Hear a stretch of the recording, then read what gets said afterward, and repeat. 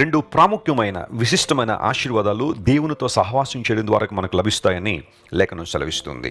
యోబు గ్రంథం బైబిల్లో చాలా ప్రాముఖ్యమైన గ్రంథం. ఇన్ఫ్యాక్ట్ బైబిల్లో రాయబడిన పుస్తకాల్లో మొట్టమొదటిగా రాయబడిన గ్రంథం యోబు గ్రంథం అని చరిత్రకారులు చెబుతూ ఉంటారు. ఎందుకంటే యోబు గ్రంథాన్ని కూడా మొదటి చివరి అధ్యాయాలు దైవజనుడైన మోషే రాశాడని బైబిల్ పండితులకి అభిప్రాయం. ఊజు దేశంలో యోబు ఉండేవాడు. అన్ని బాగున్నాయి పరిస్థితులన్నీ. దేవుని స్తుతించడంలో, ఆయన ఆరాధించడంలో, అరుణోదయమును లేచి తన కుటుంబ పక్షంగా దేవుని సన్నిధిలో అతడు చేసే కార్యక్రమాలు చాలా గొప్పవి. అయితే ప్రతికూల పరిస్థితులు అకస్మాత్తుగా యోబు జీవితంలోకి వచ్చేసాయి. ఆస్తిని కోల్పోయాడు, ఆరోగ్యాన్ని కోల్పోయాడు, బిడ్డలను కోల్పోయాడు. ఒక మాటలో చెప్పాలంటే ఒక్క రోజులో తన జీవితంలో పరిస్థితులన్నీ కూడా ప్రతికూలంగా మారిపోయాయి. అయినప్పటికీ యోబు దేవుని దూషించలేదు.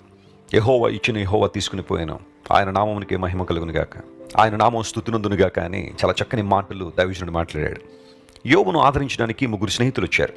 Eliphaz, Bildad, Zophar. ఈ ముగ్గురు కూడా యోబును తమ మాటల ద్వారా ఊరడించాలని, ఆదరించాలని వచ్చారు. అప్పుడు యోబు గారికి ఆ ముగ్గురు స్నేహితులకు మధ్య జరిగిన సంభాషణ ఎంత రియలిస్టిక్గా ఉంటుందంటే, మానవ జీవితంలో కొన్నిసార్లు ఎత్తుపల్లాలు సహజమే. వాటిల్లో మన రెస్పాన్స్ ఏంటి, మన ఆలోచన విధానం ఎలా ఉంటుంది, మన అభిప్రాయాలు ఏంటో చాలా క్లియర్గా స్పష్టంగా యోబు గ్రంథంలో మనం చూస్తాం.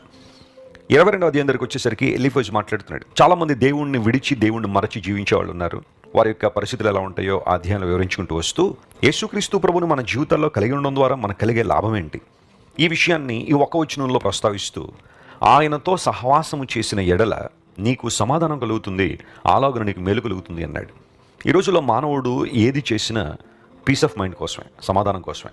ఏది చేయనివ్వండి, ఎంటర్టైన్మెంట్ సెంటర్లకు వెళ్తున్నారు, అమ్యూజ్మెంట్ పార్క్స్కి వెళ్తున్నారు, ఎన్నెన్నో పరిస్థితుల చుట్టూ మానవుడు తిరుగుతున్నాడు, ఎక్కడెక్కడో పరుగులు పెడుతున్నాడు. ఇవన్నీ దేనికోసం అంటే ఆనందంగా ఉండాలి, సంతోషంగా ఉండాలి, జాలీగా లైఫ్ గడిపేయాలి. ఎందుకంటే ఈ ఉన్న 70-80 సంవత్సరాల ఈ వ్యవధిలో నువ్వు ఎంత ఆనందించగలవో అంత ఆనందించు అనే అంశం మీదే ఈరోజు ప్రపంచం నడుస్తూ ఉంది. వాటి కోసం ఏవి చేయడానికైనా మానవుడు సిద్ధంగానే ఉన్నాడు. విచారం ఏంటంటే, లోకం మనిషికి ఎప్పుడు కూడా సంపూర్ణ సంతోషాన్ని ఇవ్వలేదు. లోకం ఎప్పుడు మనిషికి సంపూర్ణ ఆనందాన్ని ఇవ్వలేదు. ఎన్నో ప్రయత్నాలు చేసినప్పటికీ చివరికి చికాకు, అసహ్యం, యావగింపు మానవ జీవితంలోకి వచ్చేస్తున్నాయి. నిజమైన సమాధానం ఎక్కడుంది? ఒక మనిషి నిజమైన సమాధానాన్ని ఎక్కడ పొందుకోగలడు? డబ్బు ద్వారా సమాధానం వస్తుందా అంటే రాదు అని చాలామంది ప్రూవ్ చేశారు. విపరీతంగా జ్ఞానాన్ని సంపాదిస్తే సమాధానంగా ఉండొచ్చు అంటే అది కూడా కాదు. ఎందుకంటే దేవుని సమాధానం జ్ఞానమునకు మించిందని అపోస్తలుడైన పౌలు ఫిలిప్పీ సంఘానికి రాశారు. బంధువులు, స్నేహితులు విపరీతంగా ఉంటే వారి నుండైనా ఆనందం వస్తుందంటే, బంధువులు, స్నేహితులు కొన్నిసార్లు వారు మాట్లాడే మాటలు నా తీవ్రంగా కలిచివేస్తుంటే, బాధిస్తుంటే వారి వల్ల కూడా సమాధానం లేదు.